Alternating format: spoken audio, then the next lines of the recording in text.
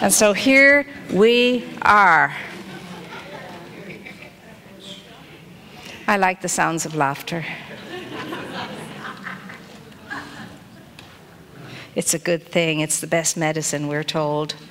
And we're looking at this thing called ambition today, what it is to be ambitious.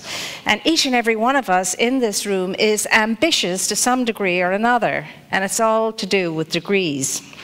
And ambition is a very, very good thing, or can be, when we're in that, coming from the right frame of mind and the right frame of being. If you go to the dictionary, ambition is described as simply, you know, it's the drive, it's the momentum, it's the urge to achieve, succeed, and accomplish. It is to have high aspirations, and so on. And that's a very, very good thing. And all of us certainly are engaged in ambition at some level. Now, of course, there are two sides, like there are in any dualistic situation. There are two sides to everything. So ambition can be good and very good. It can be light. It can be bad and very dark too.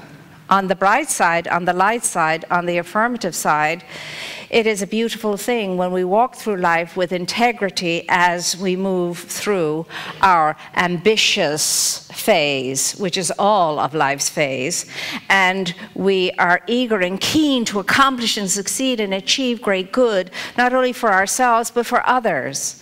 On the dark side of that, when we're driven by an egoic way of thinking, feeling, and being to get to the top, and we don't care what we have to take down on the way to the top, who's in the way, what's in the way, we're just going to do what it takes to get there, regardless of the method. That's not good. That's not the ambition we're talking about today.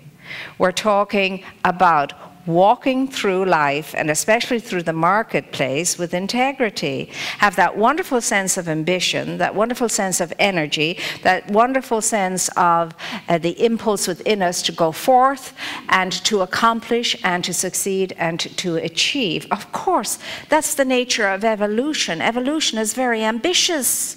It's always morphing itself into more of itself in new and wondrous ways. So you're part of that, I'm part of that, and therefore it's all a wonderful good thing when it's used and understood properly, like anything. Like anything. Before I leave my room every day, before I leave my bedroom every day, the last thing I see on leaving my room is a little plaque that's on the wall by the door, and it says, "What would you do if you knew you couldn't fail? What would you do if you knew you couldn't fail? Who would I be if I knew I couldn't fail? How would I be if I knew I couldn't fail?" I think I'd be a far different person some days than the person some days moves through the door. I think, for starters, if we knew we couldn't fail, and we had that sense of who we'd be and what we'd be, it would be something like, well, I'd be far less worried, I'd be far less concerned, I'd be far less taken up with how he's doing and she's doing and how they're advancing and so on and so forth. I'd be lighter in my being. I'd be far more enthusiastic about the task I was setting out to accomplish, because I know I was going to succeed. I couldn't fail. I'd be nicer company to be around, that's for sure. And I'd be nicer company with myself. The benefits are unending to what I would think and feel and who I would show up as if I knew I couldn't fail. If I knew that success was always mine.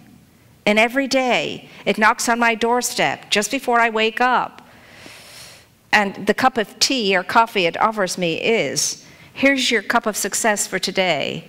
Drink it to the last drop and enjoy it. It's an amazing thing that one thought is so transforming that it could color and change my whole way of being in a day.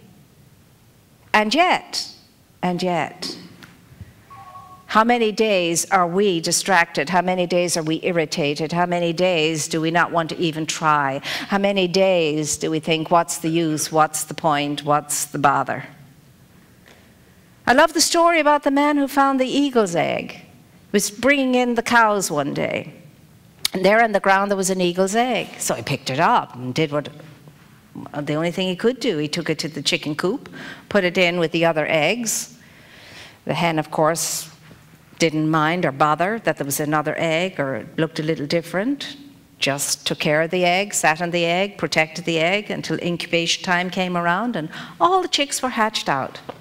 One of them was a little odd, a little strange, but Mother Hen didn't mind. He's my little chick, that's okay.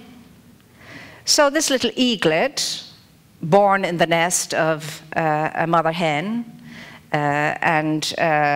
you know, nurtured to be a little chick, learned how to do all the things that little chicks do, you know. He learned how to scratch for his food. He learned how to bob his head when he walked.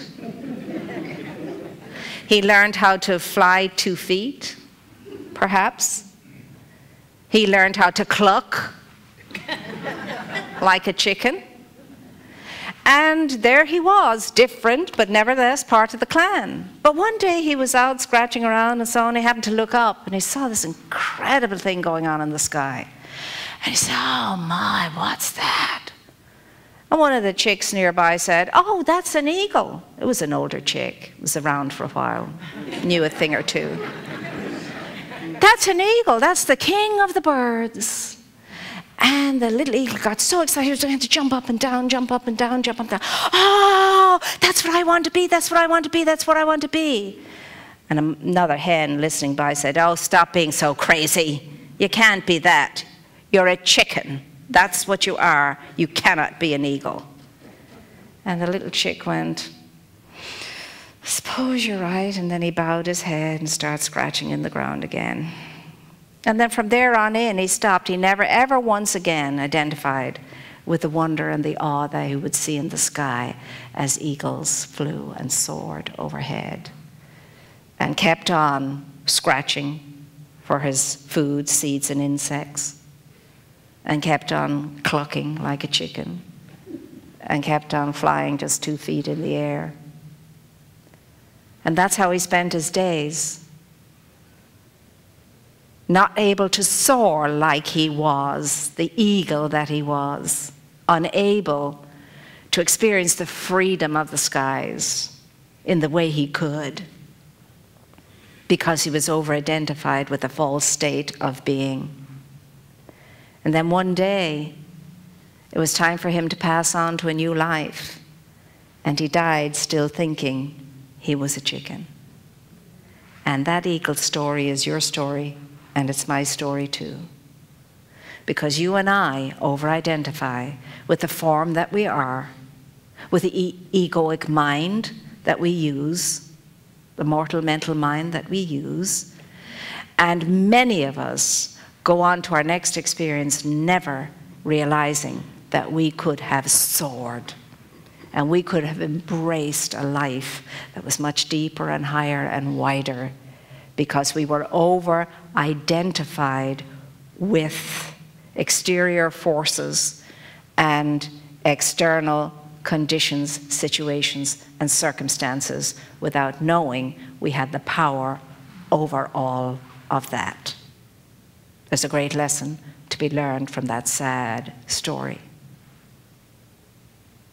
And you can imagine, as that eagle spread its wings, all those other chicks went scurrying. Big span.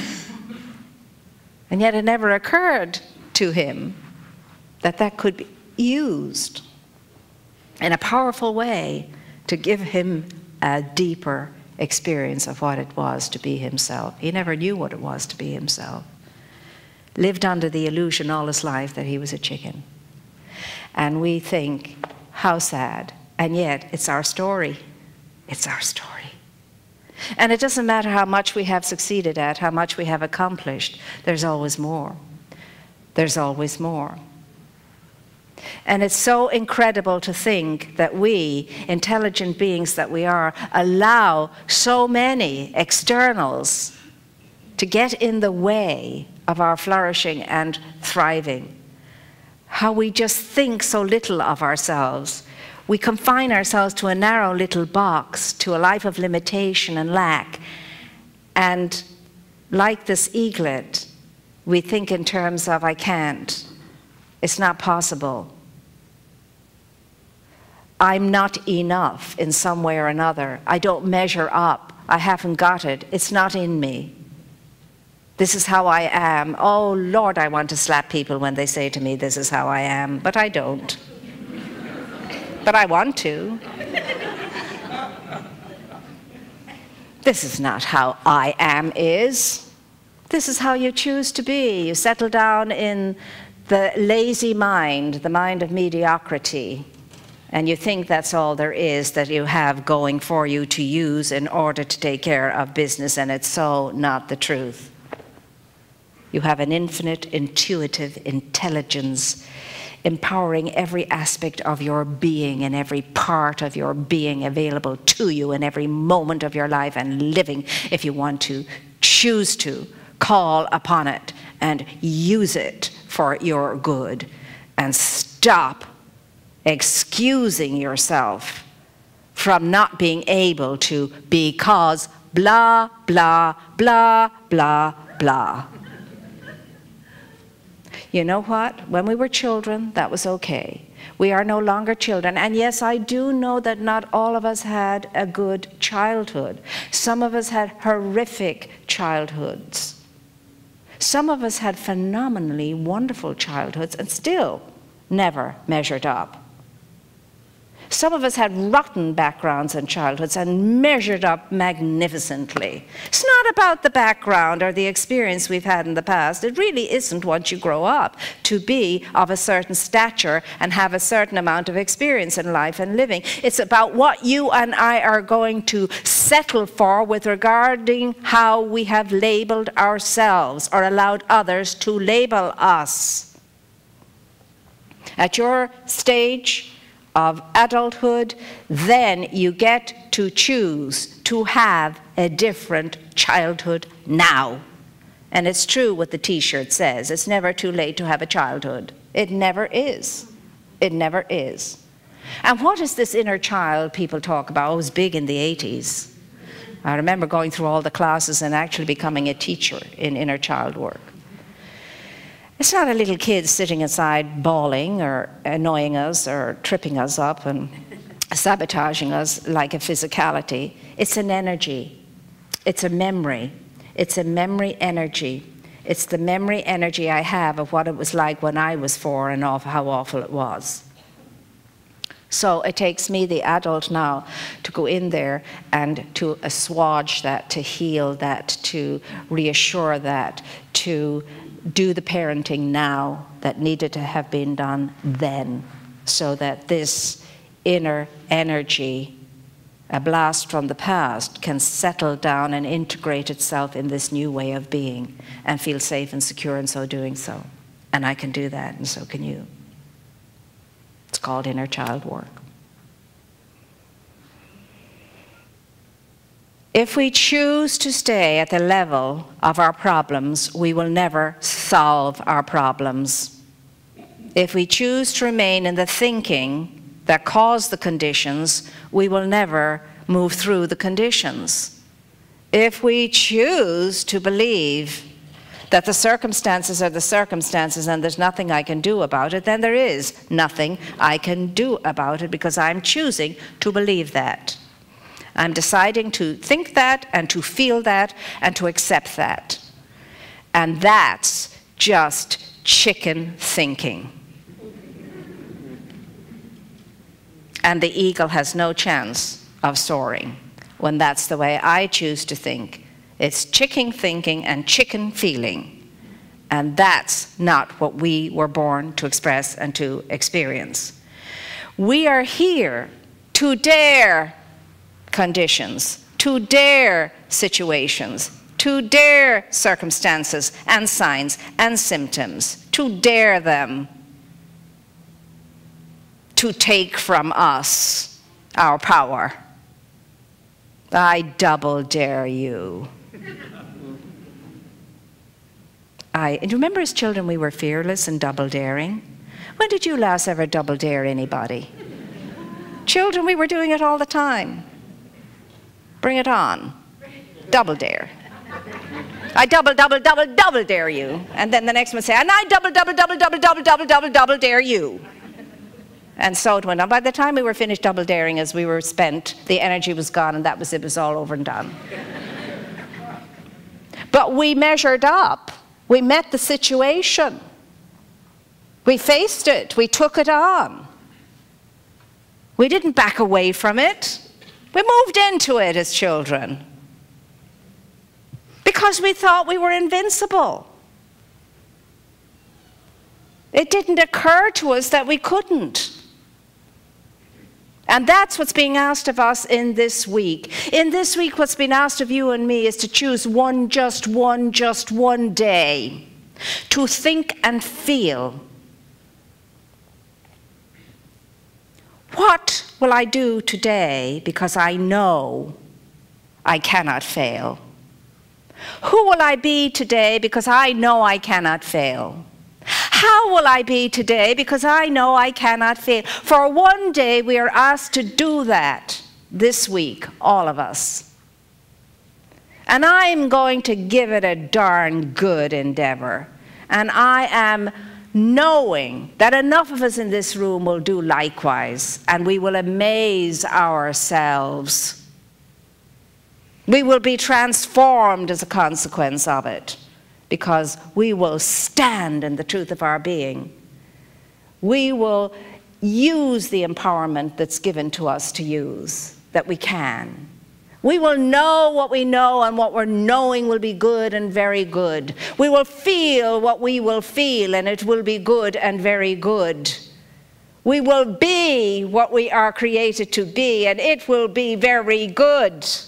And when the end of that day comes, you and I will fall into a peaceful, blissful sleep, because we knew we were the best of ourselves in this day, and we are sleeping in a restorative peace, so that when we wake up the next day, we are going to go forth and do the same thing over again. And who knows, the year may come when we'll succeed in doing that for a week without failure. We must dare to dream a dream that we know that we can realize. And as we dare to dream that dream, let us dream big.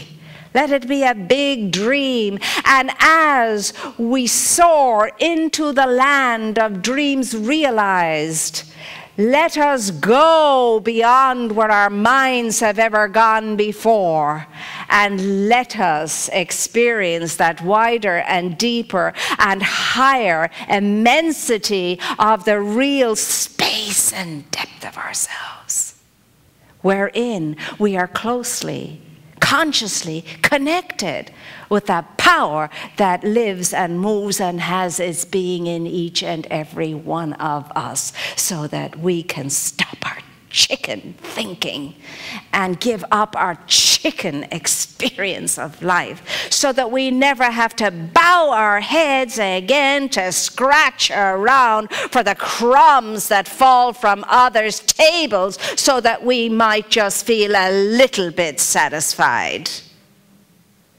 It's yours, it's mine to be, to do, to have. Right now, exactly where we are. It matters not what we have done or not done until right now. It matters not who we have been or not been until right now. It matters not what we have been thinking or didn't think until right now. What matters right now is, who am I now? What am I thinking now? What am I feeling now? What do I want to entertain now? The past has no power over us unless we give it that power. Who wants to be a Bob Morley? Clank, clank, clank, clank. Scrooge, I'm here to warn you. Those chains were always scary, and the heavy weight at the end of it. And yet it's a story I can't see enough of. I love it. I watch every single Scrooge story at Christmas, whatever comes up.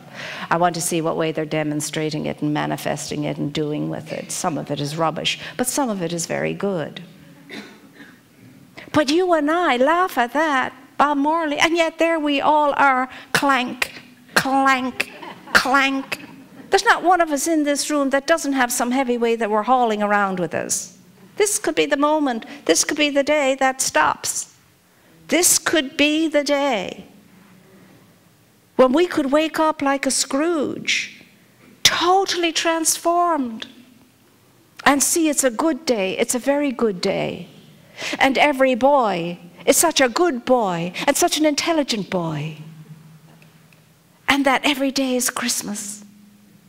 His promise was, I will endeavor to live the spirit of Christmas every day of my life, and he did for the rest of his days. And as a consequence of that, he was transformed himself and extremely happy. And he made a lot of people around him very happy too, because he was free now.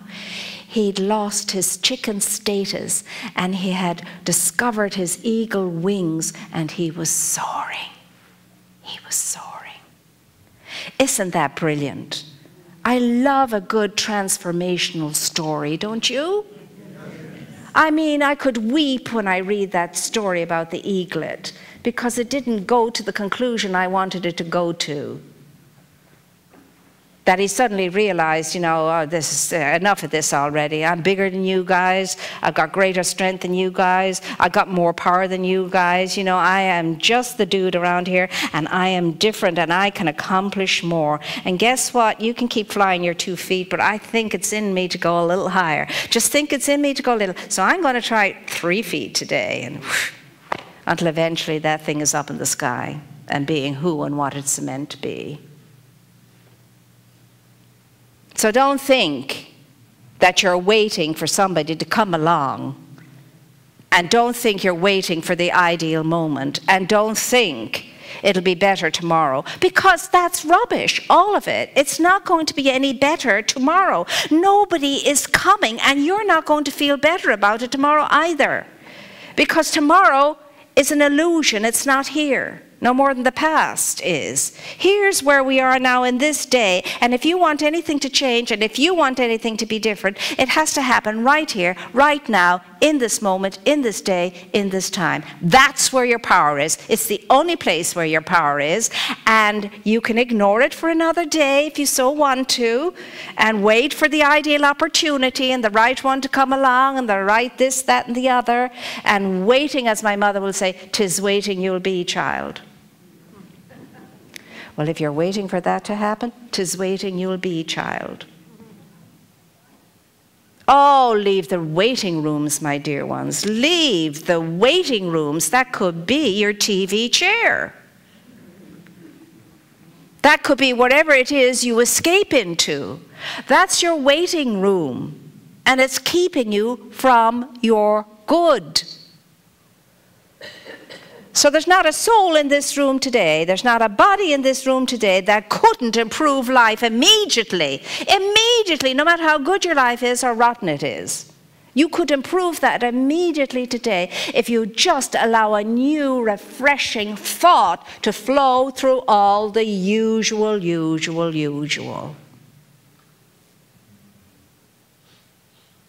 If you're entertaining a lazy mind, shake it up and give it some exercise. If you're entertaining a mediocre mind, for gosh, oh golly juicy, give it a treat. Give it a treat. Give it something to be excited about, delighted about, eager about, keen about, enthused about. Get that energy moving. Get that energy up. Get that energy going. You're the only one that can do it. No person, place, or thing is going to make that happen.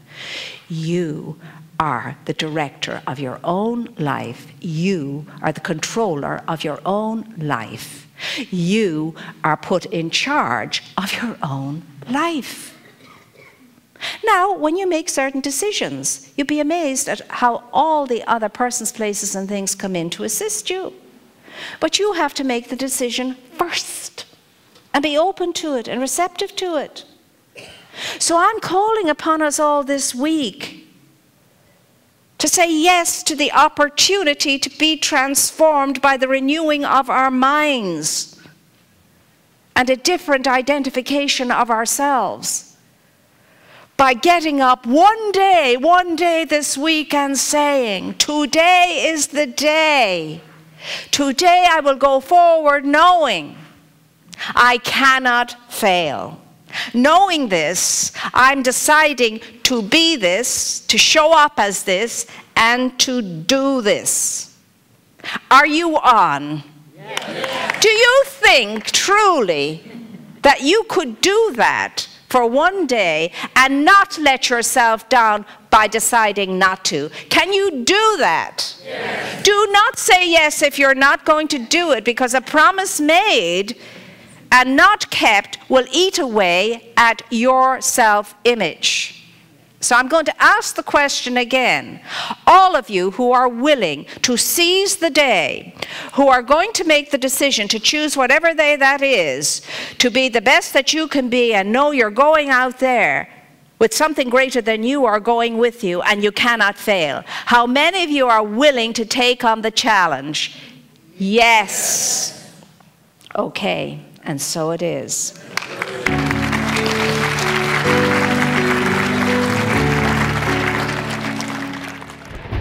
We invite you to experience Dr. Moira in person on Sundays. Our services are at 9 a.m. and 11 a.m. and childcare is available. Please join us. If you enjoy these messages and would like to make a donation to our center, please visit our website at redondocsl.org. Thank you for your support of this ministry.